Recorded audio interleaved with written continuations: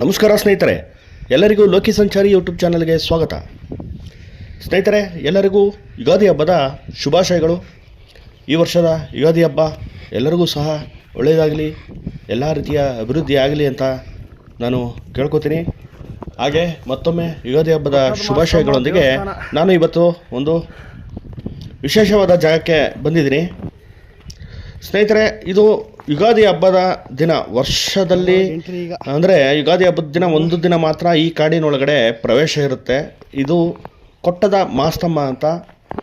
ಇದು ನಮ್ಮ ಚಾಮರಾಜನಗರದಿಂದ ಸುಮಾರು ಒಂದು 20 ಕಿಲೋಮೀಟ್ರ್ ದೂರ ಆಗುತ್ತೆ. ಒಂಗನೂರಿಂದ ಹಾಗೆ ಮುಂಟಿಪಾಳ್ಯದಿಂದ ಮುಂದೆ ಒಂದು 4 ಕಿಲೋಮೀಟ್ರ್ ಹೋದರೆ ಅಲ್ಲಿ ಕಾಡಿನ ಒಳಗಡೆ ನಡ್ಕೊಂಡು ಹೋಗ್ಬೇಕು. ಒಂದು 2 ಕಿಲೋಮೀಟ್ರ್ ಅಷ್ಟು ಕಾಡಿನ ಒಳಗಡೆ ನಡಿಗೆ ಇರುತ್ತೆ, ನಡ್ಕೊಂಡು ಹೋಗ್ಬೇಕು. ಕಾಡಿನ ಒಳಗಡೆ ನಡ್ಕೊಂಡು ಹೋಗಿ ಆವಾಗ ಅಲ್ಲಿ ಒಂದು ಮರ ಸಿಗುತ್ತೆ. ಆ ಮರದ ಕೆಳಗಡೆ ಇರುವಂತಹ ಗುಡಿನೇ ಕೊಟ್ಟದ ಮಾಸ್ತಮ್ಮನ ಗುಡಿ. ಸ್ನೇಹಿತರೆ, ಅದ್ಭುತವಾದ ಸ್ಥಳ. ಈ ಜಾಗಕ್ಕೆ ಒಮ್ಮೆಯಾದರೂ ಬಂದು ಹೋಗಬೇಕು. ಅಂದರೆ ಇದು ಮಾಮೂಲಿ ಬೇರೆ ದಿನಗಳಲ್ಲಿ ಈ ಜಾಗಕ್ಕೆ ಪ್ರವೇಶ ಇರಲ್ಲ. ಯಾಕಂದರೆ ಇದು ಟೈಗರ್ ರಿಸರ್ವ್ ಪ್ರದೇಶ ಆಗಿರೋದ್ರಿಂದ, ಹುಲಿ ಸಂರಕ್ಷಿತ ಪ್ರದೇಶ ಆಗಿರೋದ್ರಿಂದ ಯಾವುದೇ ಕಾರಣಕ್ಕೂ ಮಾಮೂಲಿ ಸಂದರ್ಭದಲ್ಲಿ ಯಾರಿಗೂ ಎಂಟ್ರಿ ಇರಲ್ಲ. ನೋಡಿ, ಇಲ್ಲಿ ರಸ್ತೆಯಲ್ಲೆಲ್ಲ ಆನೆ ಲದ್ದಿಗಳು ಕಾಣಿಸ್ತಾ ಇದೆ. ಅಂದರೆ ಆನೆಗಳೆಲ್ಲ ಓಡಾಡುವಂಥ ಜಾಗ.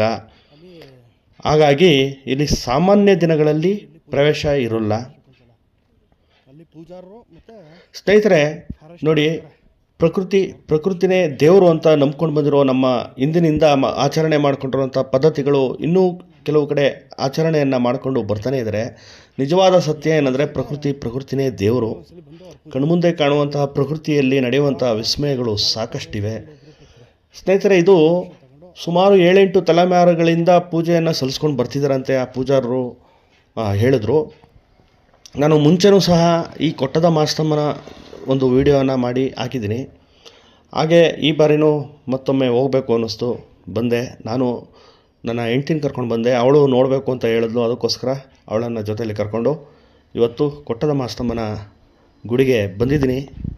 ಬನ್ನಿ, ಹಾಗೆ ನೀವು ಸಹ ಕೊಟ್ಟದ ಮಾಸ್ತಮ್ಮನ ಗುಡಿಯನ್ನು ನೋಡಿ ನಿಮಗೂ ಸಹ ಒಳ್ಳೆಯದಾಗಲಿ. ನಮ್ಮ ವಿಡಿಯೋನ ಪೂರ್ತಿಯಾಗಿ ನೋಡಿ ಸಪೋರ್ಟ್ ಮಾಡಿ.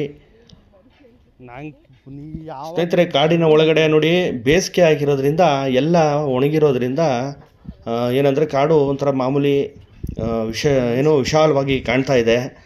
ಅದೇ ಇನ್ನೊಂದು ಸ್ವಲ್ಪ ದಿನ ಎಲ್ಲ ಗಿಡ ಮರಗಳೆಲ್ಲ ಚಿಗುರಿದ್ರೆ ಇಲ್ಲಿ ನಿಜವಾಗ್ಲೂ ನಡ್ಕೊಂಡು ಹೋಗೋಕ್ಕೆ ದಾರಿಯಾಗಲಿ ಅಥವಾ ಏನೂ ಒಂಥರ ಕಾಣೋಲ್ಲ, ಅಷ್ಟು ಮರೆಯಾಗ್ಬಿಡ್ತದೆ.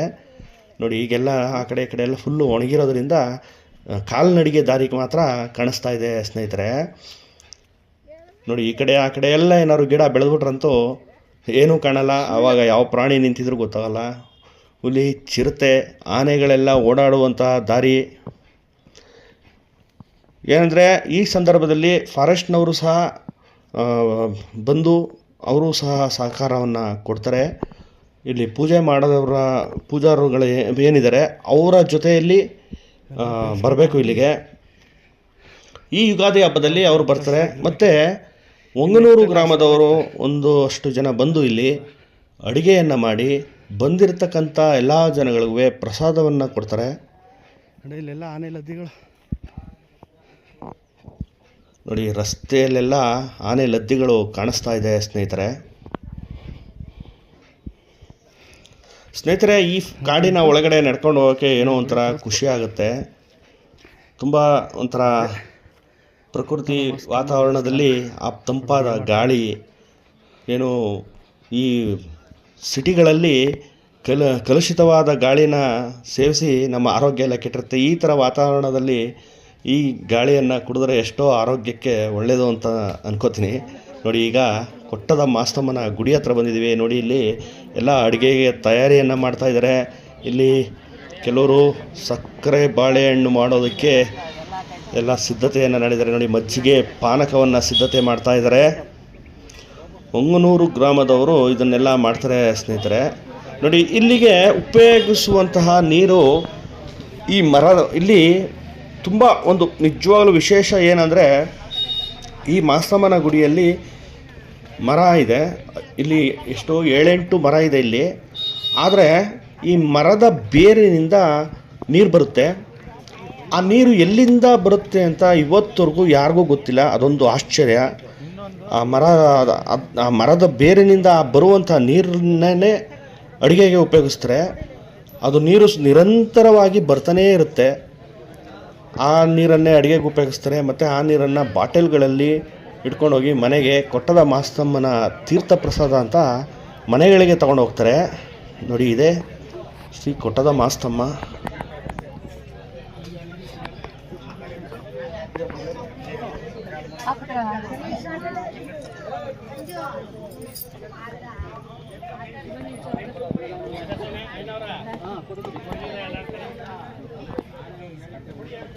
ಇಲ್ಲಿಗೆ ಈ ಯುಗಾದಿ ಹಬ್ಬದಂದು ತುಂಬ ಜನ ಸೇರ್ತಾರೆ. ಸುಮಾರು ಒಂದು 500ರಿಂದ 1000 ಜನ ಬರ್ತಾರೆ ನಮ್ಮ ಚಾಮರಾಜನಗರದ ಸುತ್ತಮುತ್ತ. ಹಾಗೆ ಮೈಸೂರು ಅಂದರೆ ನಿರಂತರವಾಗಿ ಒಂದು ಗೊತ್ತಿರುವಂಥ ಅವ್ರುಗಳೆಲ್ಲ ಬಂದು ಇಲ್ಲಿ ಭೇಟಿ ಕೊಟ್ಬಿಟ್ಟು ಹೋಗ್ತಾರೆ. ಈಗ ನಾನು ಇದು 2ನೇ ಬಾರಿ ಇಲ್ಲಿಗೆ ಬಂದಿರೋದು. ನೋಡಿ ಎಷ್ಟು ಜನ ನೋಡಿ ಅಲ್ಲಲ್ಲಿ ಕೂತಿದ್ದಾರೆ. ಜಾಗ ಮಾತ್ರ ತುಂಬ ಅದ್ಭುತವಾಗಿ ತುಂಬ ಚೆನ್ನಾಗಿದೆ ಸ್ನೇಹಿತರೆ. ನಿಮ್ಗೆ ಇನ್ನೊಂದು ಹೇಳ್ತೀನಿ, ನೀವು ಯಾವುದು ಟಗರು ಪಲ್ಯ ಅಂತ ಡಾಲಿ ಧನಂಜಯ್ ಅವರ ಒಂದು ಸಿನಿಮಾ ಬಂದಿತ್ತು. ಆ ಸಿನಿಮಾದಲ್ಲಿ ತೆಗೆದಿರುವಂಥ ಒಂದು ಶೂಟಿಂಗ್ ಪ್ಲೇಸ್ ಇದೆಯಲ್ಲ, ಸೇಮ್ ಅದೇ ಥರ ಈ ಜಾಗ ಇದೆ. ಅಂದರೆ ನೀರಿಲ್ಲ, ಅಂದರೆ ಸುತ್ತ ಒಂದು ಬಂದ ತಕ್ಷಣ ಆ ಜಾಗಕ್ಕೆ ಆ ಸಿನಿಮಾ ನೆನಪಾಯಿತು ನನಗೆ. ಅದಕ್ಕೋಸ್ಕರ ಹೇಳ್ತಾ ಇದ್ರಿ. ನೋಡಿ ಸ್ನೇಹಿತರೆ, ಈ ಬೇರಿನಿಂದ ನೀರು ಹೇಗೆ ಬರುತ್ತೆ ಅನ್ನೋದನ್ನು ತೋರಿಸ್ತೀನಿ ಈಗ ನಿಮಗೆ. ನೋಡಿ ಇಲ್ಲಿ ಮರ ಇದೆ. ಮರದ ಬೇರಿನಿಂದ ನೋಡಿ ಈ ನೀರು ಬರ್ತಾ ಇದೆ. ಇದೇ ನೀರನ್ನು ಅಡುಗೆಗೆಲ್ಲ ಉಪಯೋಗಿಸ್ತಾ ಇದ್ದಾರೆ. ಅಡುಗೆ ಎಲ್ಲ ಮಾಡಿ ಇದನ್ನು ಬಾಟಲ್ಗಳಿಗೂ ತುಂಬಿಕೊಂಡು ತೀರ್ಥಪ್ರಸಾದ, ಕೊಟ್ಟದ ಮಾಸ್ತಮ್ಮನ ತೀರ್ಥಪ್ರಸಾದ ಅಂತ ಎಲ್ಲರೂ ತೊಗೊಂಡು ಹೋಗ್ತಾರೆ. ನೋಡಿ, ಇದೊಂದು ಮಹದಾಶ್ಚರ್ಯ. ಈ ಸುತ್ತ ಸ್ನೇಹಿತರೆ ಮರದ ಹಿಂಭಾಗ ಎಲ್ಲ ಹೋಗಿ ನೋಡಿದ್ದೀನಿ.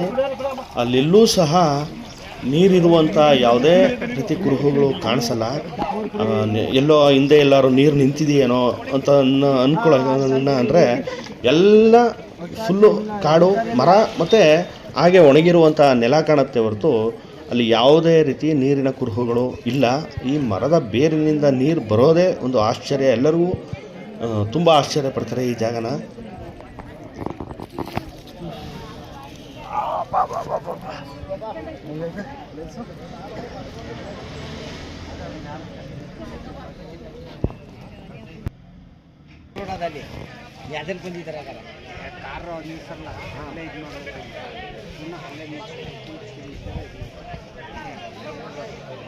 ಗೊತ್ತಿದ್ದಾರೆ, ಕೇಳ್ಕೊಂಬರ್ಬೇಕು.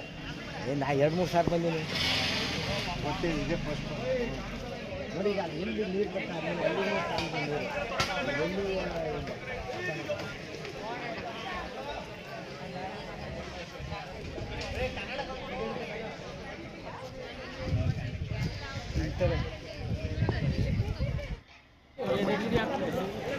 ನೋಡಿ ಅಡುಗೆ ಸಿದ್ಧತೆ ನಡೀತಾ ಇದೆ.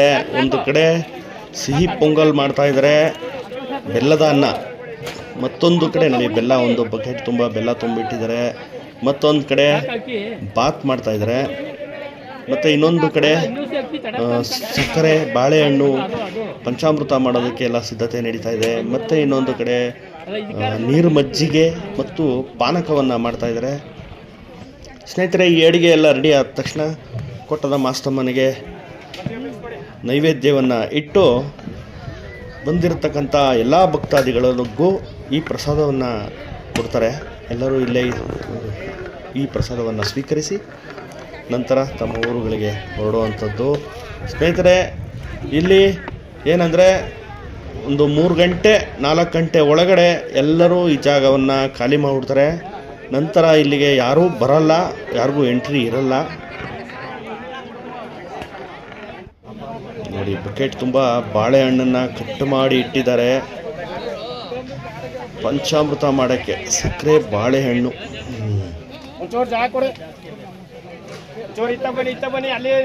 ಸ್ನೇಹಿತರೆ, ನಮ್ಮ ಸ್ಥಳೀಯ ಆಚರಣೆಗಳು ನೋಡಿ ಹಿಂದಿನಿಂದ ಮಾಡ್ಕೊಂಡು ಬಂದಿರೋಂಥ ಪದ್ಧತಿಗಳನ್ನು ಮುಂದುವರಿಸ್ಕೊಂಡು ಹೋಗ್ತಾ ಇದ್ದಾರೆ.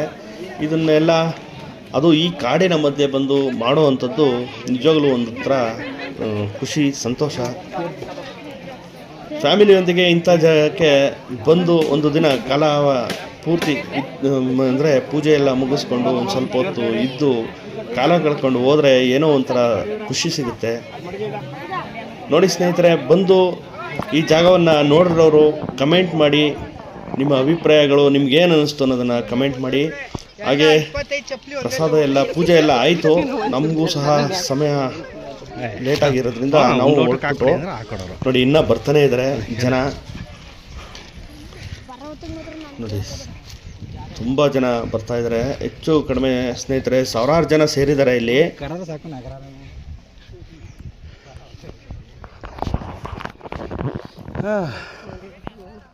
ಎಲ್ಲ ಪ್ರಸಾದ ಏನು ತೋರಿಸು, ಸಕ್ಕರೆ ಬೇಳೆನು, ಹೆಸರು ಬೇಳೆ, ಮಜಾ ಮಾಡಿ. ಸ್ನೇಹಿತರೆ, ಈ ವಿಡಿಯೋ ನಿಮಗೆ ಇಷ್ಟ ಆಗಿದ್ರೆ ಲೈಕ್ ಮಾಡಿ, ಶೇರ್ ಮಾಡಿ, ಕಮೆಂಟ್ ಮಾಡಿ. ನಮ್ಮ ಚಾನಲ್ ಯಾರು ಸಬ್ಸ್ಕ್ರೈಬ್ ಆಗಿಲ್ಲ ದಯವಿಟ್ಟು ಸಬ್ಸ್ಕ್ರೈಬ್ ಆಗಿ. ಧನ್ಯವಾದಗಳು.